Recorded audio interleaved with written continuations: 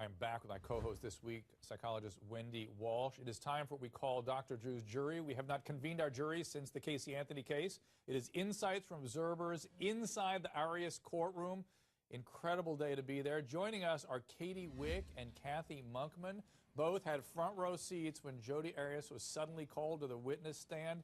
Katie, I'm going to go to you first. You've been to other trials. You've heard this testimony before. Does this testimony pass the sniff test for you? What does your instinct tell you? Well, first of all, Drew, when we heard that she was going to come testify, you could hear a pin drop. It was absolutely incredible. We were shocked. Based on the testimony we heard today, absolutely not. She looks real cute and real soft and delicate. She has a little side ponytail, a little blouse.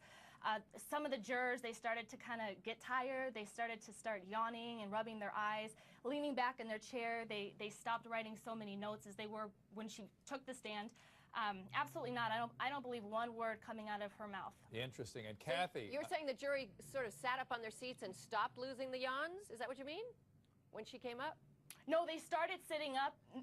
Yes, when she came up, they were very interested, taking copious notes, and then towards the end, about 30 minutes in, when we were on, I think it was boyfriend number 2 or 3, they sat back and they just.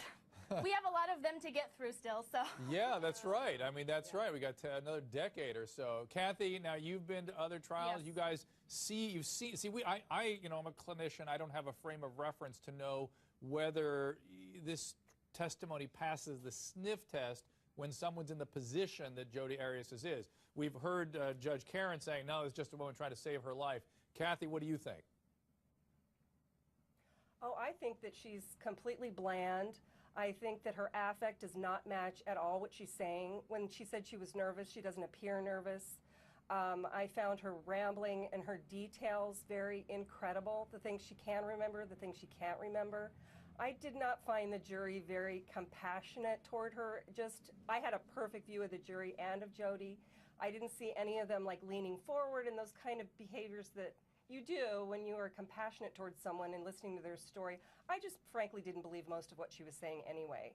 The wooden spoon, none of it. I didn't buy it. So you two were in the courtroom all day listening to it, and you don't believe it. Do you think there's a chance any of the jurors believed it? Great yes, question. I do, and that's what I'm fearful of, especially after the Casey Anthony trial. I just, even though she didn't take the stand, I just feel Jodi.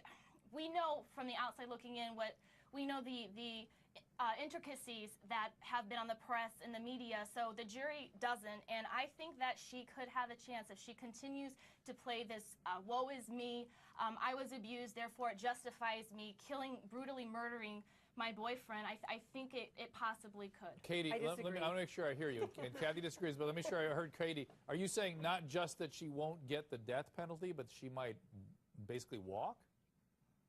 Well, she can't just walk. I don't think she's going to get the death penalty. Okay, that's what you're saying. Yeah. She's admitted to killing the guy. Well, it's self-defense. Yeah. Kathy, you disagree. Go ahead.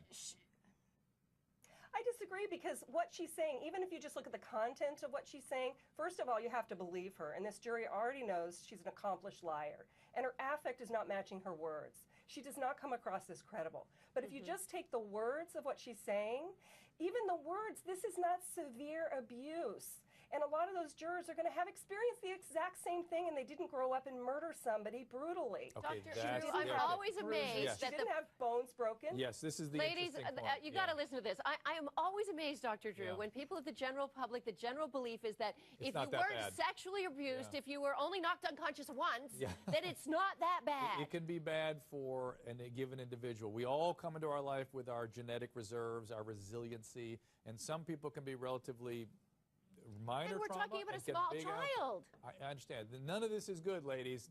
Please don't think that any of this, if it happened to anybody, is an okay thing. It's parenting at its worst, whether it's small T or big T trauma. It's all not good. But listen.